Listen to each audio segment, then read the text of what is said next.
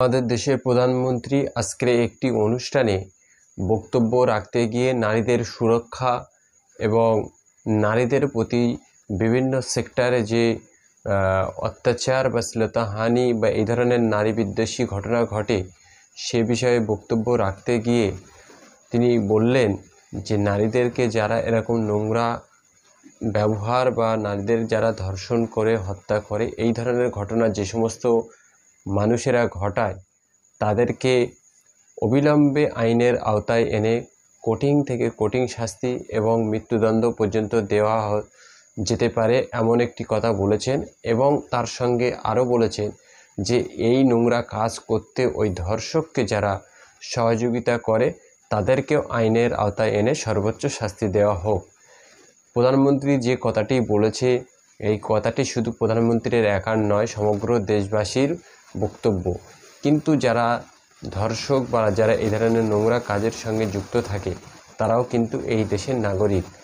এখন প্রশ্ন হলো, কলকাতা আরজি করে যে ঘটনা ঘটেছে এই ঘটনায় সবাই সঠিক দোষীকে সর্বোচ্চ শাস্তির পক্ষের জন্য সবাই সবার নিজের মতো করে দাবি তুলছে।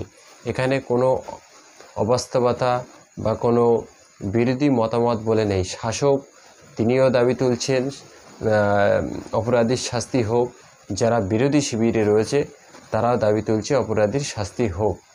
কিন্তু এই ঘটনা ঘটার পূর্বে উত্তরপ্রদেশের হাথরাস বলুন বা গুজরাটের বিলকিস বানু ধর্ষণ মামলা বলুন বা খুব কাছাকাছি ঘটে যাওয়া মণিপুরে মেয়েকে ধর্ষণ করে রাস্তায় উলঙ্গ অবস্থায় প্যারেড করা বলুন, প্রতিটি ঘটনার সঙ্গে বিজেপি দল, বিজেপির নেতৃত্ব, বিজেপি শাসিত রাজ্য জড়িয়ে পড়েছে।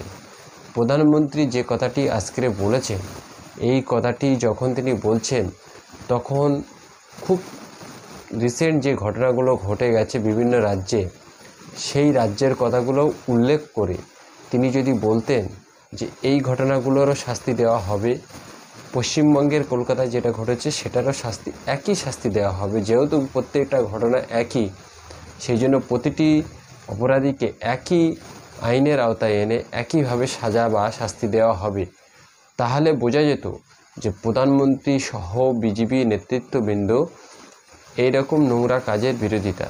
তারা শুধুমাত্র অবিজেপি শাসিত রাজ্যের ধর্ষণের মামলাটি তাদের কাছে মামলা, আর বিজেপি শাসিত রাজ্যে যে সমস্ত ধর্ষণ খুন মামলা হচ্ছে সেগুলো কোনো মামলা নয়। এরকম দ্বিচারিতা মনোভাব নিয়ে দেশের প্রধানমন্ত্রী যখন বক্তব্য রাখে তখন দেশের জনগণের মনে প্রশ্ন জায়গাটাই স্বাভাবিক, তাহলে কি বিজেপি ধর্ষণ এবং খুনকে প্রশ্রয় দেয়? এই প্রশ্ন রেখে দর্শক অবশ্যই আপনাদের মতামত কমেন্ট বক্সে জানাবেন এবং ভালো লাগলে অবশ্যই লাইক কমেন্ট শেয়ার করে অন্যকে দেখার সুযোগ করে দেবেন।